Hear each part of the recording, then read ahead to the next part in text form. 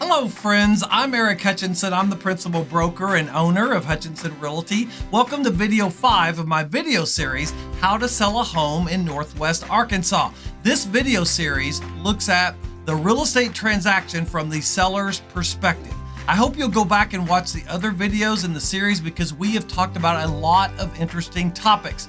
Last time we talked about the difference between earnest money and the non-refundable deposit and how the non-refundable deposit can be used and really help the seller in a real estate transaction. Today, we're going to be looking at the survey. Should the seller get a survey before they list their home for sale? If the buyer asks for a survey, who pays for that survey? The seller, the buyer, or do they split the cost?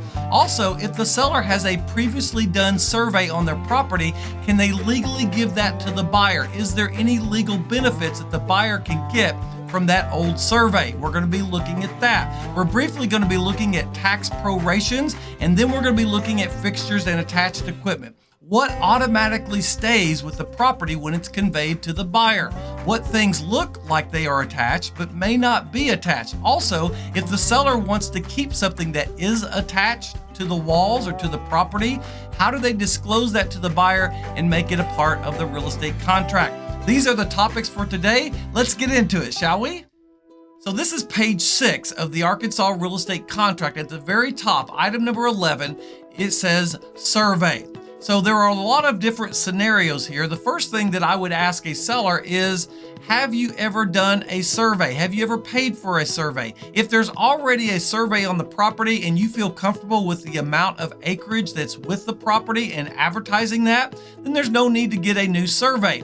However, if you have moved fences, or if maybe some things have changed, you've added a structure or whatever, you may want to pay for a survey because you don't want the buyer to pay for a survey after you're already under contract, just to find that the acreage that you've been advertising isn't really the acreage that they're getting. That really puts a sour taste in the buyer's mouth, and sometimes it can kill the deal. So if you feel comfortable with the amount of acreage that you've got on your property and you feel comfortable with that, then I would say don't get a survey. Let the buyer ask for a survey.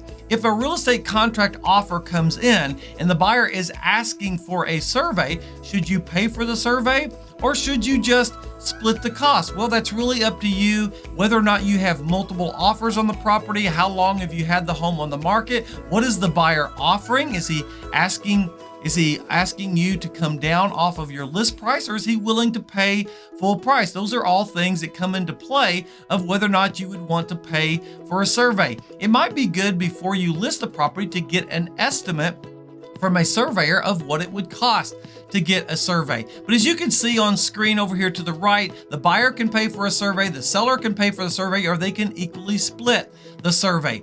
However, sometimes buyers just say, you know what, if you've got a survey already on file, just give me that and that will be fine. So you can do that. However, there is no legal benefit to the buyer for you doing that. Even if you got a survey 6 months ago, it does not pass over legally to the buyer. Notice the dark print underneath item C, 11C. It says, should the buyer agree to accept the most recent survey provided by the seller, this survey is for informational purposes only. It's only for information. There is no legal benefit and there is no legal guarantee. Now let's move over to item number 12, just below item 11. Talks about prorations. So we in Arkansas pay our taxes in the rear. The real estate taxes will show up at the closing on the settlement statement, and if the taxes have been paid, then it's only the prorated taxes. If the taxes haven't been paid, you've got the last year's taxes plus the prorated taxes, and that's how the prorations work. Let's move down to item number 13, fixtures and attached equipment. Now, I'm just going to give you what I normally tell my sellers and my buyers, that anything that's nailed, bolted, or screwed, and that phrase is actually in this paragraph, anything that's nailed, bolted, or screwed automatically stays with the property. Now in Arkansas, the stove, if it's in range, and even though it's slid in and not technically attached to the wall, that is considered attached, and that also states that in this paragraph 13. But If the buyer would like to have the refrigerator and the washer and dryer, those things are not attached and those are considered personal property. So I always tell buyers, hey, you need to put it in writing that you want the refrigerator, washer, dryer, or anything else. You need to put it in writing if you would like to get that.